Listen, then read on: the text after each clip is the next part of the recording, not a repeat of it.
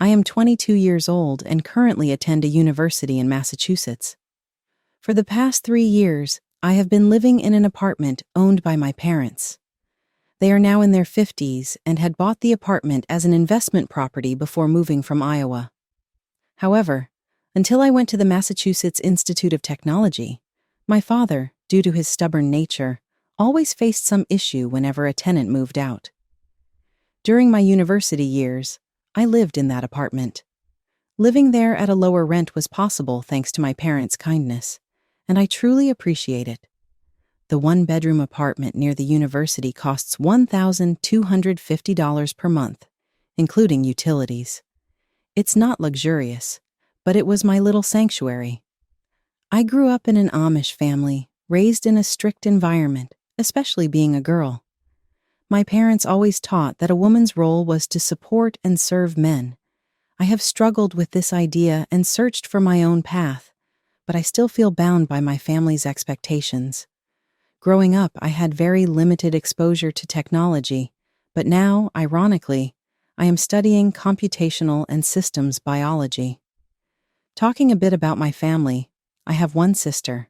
My sister, Anna, was always treated specially within the family. Anna is smart and attractive, seen by our parents, especially my father, as the perfect daughter. She always received the best of everything. Every time we fought, I was always blamed and scolded to get along. During my teenage years, I saved my allowance month by month and finally bought the dress I had longed for.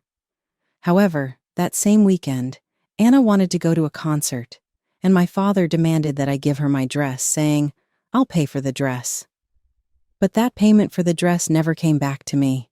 I cried for days but had no way to change the situation. Strict Amish rules somehow didn't apply to Anna, and I felt like I was the only one affected. This was the catalyst for me wanting to cherish my own life more. After graduating high school, Anna lived a lavish urban life in New York and worked for a luxury tech startup. When I moved to Massachusetts, Boston and New York were physically close, but emotionally distant, and Anna never suggested we meet. We were not close sisters, so our relationship remained mostly superficial. Living in the same region but not meeting didn't bother me much because it symbolized freedom from my harsh childhood. But a new twist in the story awaited. Apparently, Anna's company went bankrupt a few months ago, and she hadn't told anyone. Though everyone thought she would bounce back quickly, reality was different.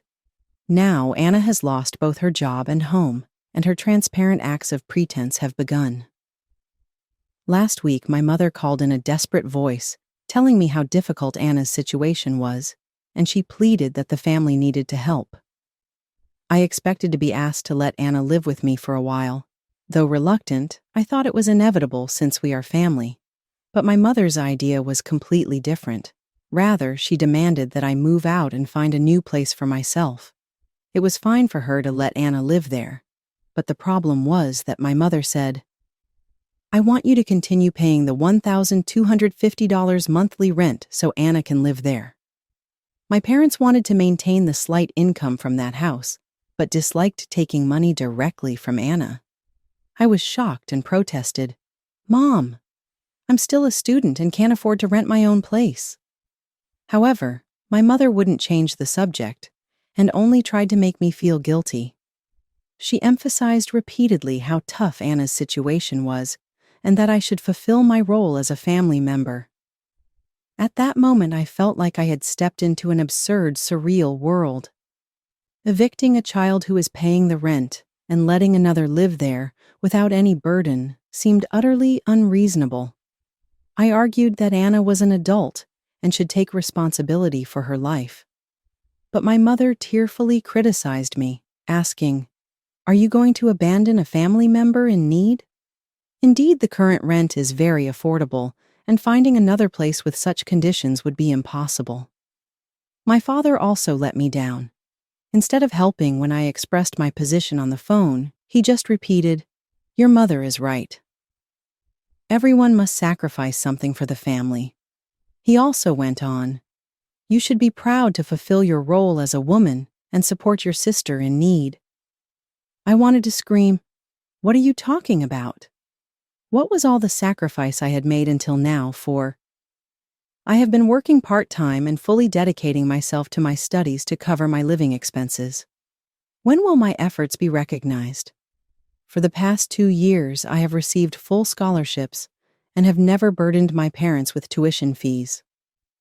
Of course, I am not perfect either. Sometimes, to maintain peace within the family, I have suppressed my own feelings and complied with my parents' unreasonable demands. I have even missed my best friend's birthday party to attend a family gathering I really didn't want to go to. This was because my father said, "Family comes first."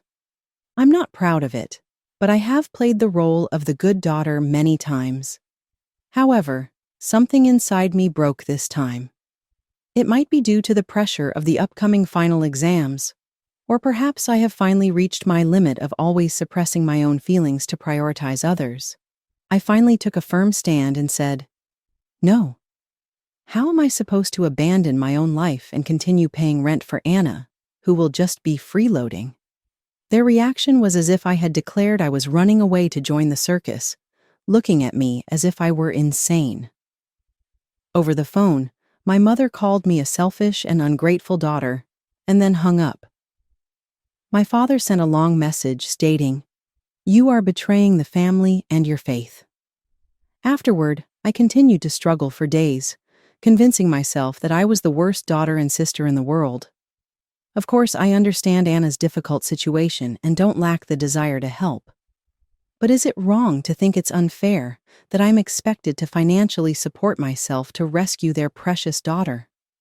Is it really so bad that I just want to continue living with my current cheap rent? After all, they are my parents. Shouldn't they naturally want to help me? All I want is for my life to be a little easier. I understand that Anna is not malicious, but she has always gotten things easily. Does she truly understand how hard I have worked and struggled to obtain what I have? She has always been loved and privileged. She looks good, scores high on exams without studying, and had a smooth job search. She gained experience in a startup, and my parents kindly supported her when she was in trouble. However, they seem unaware of the unfairness. Honestly, I cannot deny feeling a bit happy that her startup failed. If they want Anna to live in my apartment, they have the right as the owners. But I am not willing to continue paying while I can't even secure my own place to sleep. I started looking for affordable rooms near campus, but with the semester starting, there are almost none available, and it's been tough. I want to stand by my beliefs, but the guilt constantly weighs on me. I have always felt this way. I've been put last all my life, and changing that mindset isn't easy. I refuse to move out and continue paying rent so that my sister could live for free. Is it wrong for me to protect myself first? Or am I really the selfish and self-centered daughter my parents claim I am? Honestly, I question everything. Part of me just wants to keep the peace and comply without causing problems in the family. But another part of me screams that this is the perfect opportunity to stand up for myself and stop being trampled on like before. I have always felt lacking and tired of my dreams and hopes being pushed aside for my sister. Is it so wrong to want to put myself first for once? This time, I am proud of myself for valuing my feelings and thoughts and standing up. Let me explain about myself here. I come from an Amish background, but I no longer live in that community. I left home at 18 to go to college after graduating from an Amish school. Getting the necessary qualifications was a struggle. That's another story. But even if I'm not living the traditional Amish life now, its values and expectations still affect me. Since I use technology for college, some might question if I'm really Amish. I am Amish, but how to maintain the traditions varies among individuals. My family is conservative, but that doesn't mean I'm not Amish. I've just chosen a different path. I am making choices different from those who say a daughter should just obey her parents and be grateful for a place to stay. I'm not a child anymore, and I pay my own tuition. Just because I live in my parents' apartment, no one has the right to whimsically change my life. To those who say, "As the eldest, you should prioritize and sacrifice for your sister," or you should give up your place for your sister. I want to say that it's not the 1800s anymore. Birth order shouldn't dictate anything among siblings. Being the eldest doesn't mean I'm a tool to be used at others' convenience. My dreams and goals are just as valuable as anyone else's, regardless of gender or birth order, and I shouldn't have to sacrifice myself for my sister Anna. It's curious that no one questions why Anna, who has worked before, wouldn't be able to sort out her life. If our roles were reversed, some might wonder why I continue my relationship with my family if they are too controlling. But it's not that simple. I love them, even if their opinions are unacceptable. They are still my parents. Cutting ties with family is a serious decision and not one to be taken lightly. I hope that by standing my ground and setting clear boundaries, I can build a healthier relationship. People say, just get over it. But those words are easy for someone not in my situation. Even for a moment, try to imagine being in my shoes. How would you feel if your wishes were always postponed and you were expected to remain in your sister's shadow? What if you thought you were starting to live your own life, but your family was about to ruin it for your favorite sister? This isn't just about the apartment. It's about the fundamental way things are. Asking for basic respect and consideration from my family is not a sign of being spoiled. Having my own dreams and goals is not an attitude problem. I'm not seeking special treatment. I just want to be treated fairly. Some might ask, why don't you move out and relieve your parents of the rent? I would, if the situation allowed. But are you aware of the current rental market in Massachusetts? Even with scholarships and part-time jobs, life is pretty tough. I really dislike asking my parents for financial help, and I manage as best I can with the situation at hand. If I gave up this affordable housing, I'd have no choice but to stay at a friend's place. But I'm not good at living with others. I understand that family should help each other. However, I have always put my feelings last. I can no longer endure this repetition. There's no need for me to push myself for my sister. And I don't think it's wrong to prioritize my feelings. It's about time Anna became an adult and took responsibility for herself. My parents should stop sacrificing me to favor her. Months have passed, and despite my objections, my parents allowed Anna to move into the apartment. Last weekend, she arrived with her belongings and made herself comfortable in the bedroom, while I ended up sleeping on the couch. I know I shouldn't be paying, but I can't stand receiving calls of disappointment from my parents now that Anna is already here. Just because I gave up my place for her, it's unreasonable to be criticized as if I've done something world-shattering. That's what my parents said, not my own thoughts. However, there is one thing I cannot compromise on: continuing to live here. I am determined to stay and keep paying the rent, but it's hard to express how stressful and uncomfortable this situation is. Even when I'm studying for final exams, Anna relaxes all day, leaving trash everywhere, acting as if she's on an extended vacation. I'm desperately trying to get through each day.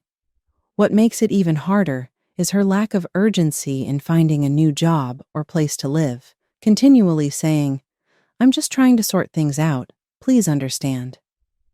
She seems completely unaware of how much her actions disrupt my life. She eats the food I buy, uses my toiletries, and even treats my face towel as if it's hers. My parents call to check on Anna to see if she's comfortable. Meanwhile, they completely ignore me, never asking how I'm doing or if I need help. It feels like I've disappeared from their sight. Living with Anna has been incredibly stressful, especially when I come home exhausted from a long day of classes to find her hosting an impromptu brainstorming session with her tech friends. Her friends gather around the room, littered with pizza boxes and beer cans, loudly discussing the next innovative app around the coffee table. They act as if I don't exist, making no effort to clean up. I tried to do my homework on the couch, but their loud voices pierced my ears.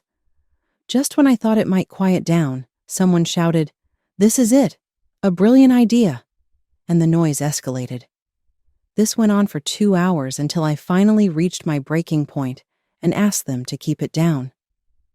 "I need to get my homework done," I explained. They looked at me as if I had made an unreasonable request.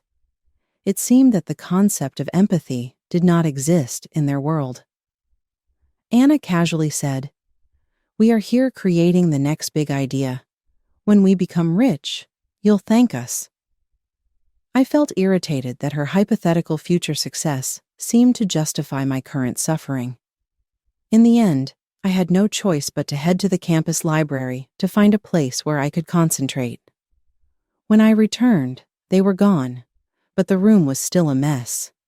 Fueled by anger, I spent an hour cleaning up cracker crumbs and dried ear stains from the floor. It's infuriating enough that Anna takes my living space and family support for granted, but for her to bring her annoying friends and act as if I'm wrong for wanting a quiet space is beyond my patience. I try to stay calm and focus on my studies, but every time this happens, it becomes clear that Anna does not consider my life at all. I can't stand this situation any longer. I continue studying while trying to keep my sanity, but it's getting harder every day. Exhausted from sleeping on a narrow sofa and anxious about how I would pay rent if I had to leave this house. I cut down on food expenses, which also affects my academic performance. I feel suffocated, and it seems like no one notices. Even when I seek help, it feels like I'm expected to keep smiling through the chaos that has turned my world upside down. There are moments when I want to scream, shed tears, throw everything away, and never return. But I know I have to persevere here. I didn't work this hard just to give up.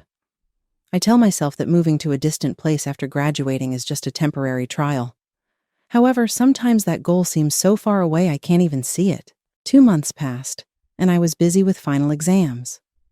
It was an extremely tough time, but I finally feel like I see a way out. Anna's situation hasn't progressed much. It's stuck. The excessive coddling of Anna by our parents continued, and I seriously considered asking a friend to take her in. But then something surprising happened. One night, Anna and I had a fierce argument about her leaving dirty dishes around the apartment. Fed up with her self-centered attitude and lack of consideration for others, I tearfully told her how negatively her presence affected me. For the first time, she genuinely listened to me. Anna finally realized how much stress she was putting on me. She had been so overwhelmed with her own issues that she hadn't spared any thought for others. She apologized to me, told our parents she would move out, and said they should respect my living situation. Furthermore, she even offered to pay back the rent for the time she lived there. I was taken aback by her offer. I hadn't imagined Anna would stand up to our parents in my place. However, our parents rejected her proposal. My mother tried to make me feel guilty and kept crying, while my father seemed disappointed. But Anna and I stood our ground against our parents. It's not completely resolved yet, but I continue to hold on to hope and focus on finishing this semester. I excelled in my final exams and secured a summer internship. It feels like I've achieved a goal for the first time in a long while. I now feel in control of my own life. I understand there are still many challenges before our family can truly see each other as equals, but the steps we've taken and what I have learned to assert myself have given me great confidence. A year has passed and my life has changed significantly. After graduation, I started working as a software engineer at a renowned biotechnology company in Boston, earning a stable salary. I finally rented my own apartment, deciding to move out of my parents' apartment. It was a liberating moment for me. My relationship with Anna is gradually healing. As promised, she paid the rent for her stay. More importantly, she finally acknowledged the struggles I had faced. Currently, she is working part-time, living a less flashy life, and has become a humble and kind person. My relationship with my parents remains complicated. This is especially true for my father, who does not acknowledge my choice of a conventional career. However, my relationship with my mother is slowly improving. Last month, she visited my apartment for the first time, And although she was a bit shocked to see a computer on my desk, she has started to recognize my achievements. Leaving the Amish community to forge a life in the technology industry was not an easy choice, but the most important lesson I've learned over the years is that I should not define my worth based on comparisons with others or traditional expectations. Recently, I had lunch with Anna. During that time, she suddenly apologized for our relationship in childhood. She has finally begun to understand how harmful it was for our parents to always compare us and pit us against each other. Now we are trying to build a new relationship as sisters, not based on competition or jealousy, but on sharing joy and celebrating each other's successes. Freed from our parents' expectations and traditional values, we can finally become true sisters. I can now confidently say that this is the beginning of my life. While I still hold some Amish values dear, they are no longer imposed but chosen by me. This experience taught me to have my own opinions and the courage to express them, and that might have been the most important discovery of all.